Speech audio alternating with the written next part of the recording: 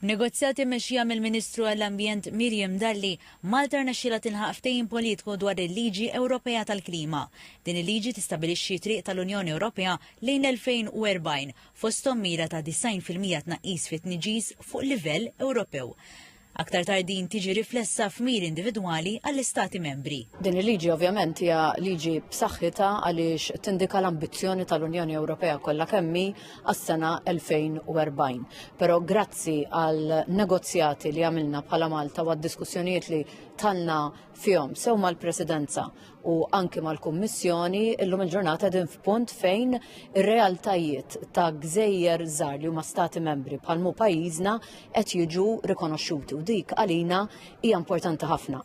Dan il-ftehim intlaħaq waqt il-laqgħa tal-Kunsill tal-Ministri għall-Ambjent fi Brussell. Il-Ministri qablu għall-inklużjoni ta' impact assessment individwali għal kull stat membru, simili għall-approċċ ta' Fit for 55 biex il-miri futuri jkunu ġusti u proporzjonati għas-sitwazzjoni ta' kull pajjiż.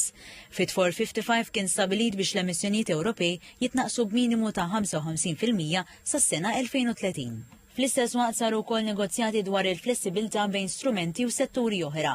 Fil-fatt il-Ministru Dalli spjegat li fil-waqt li pajjiżna għamel progress dwar it-tnaqqis tal-emissjonijiet u tniġġis setturi bħal enerġija, hemm bżonn ta' aktar attenzjoni dwar setturi oħra ta' sfida, fosthom it-trasport.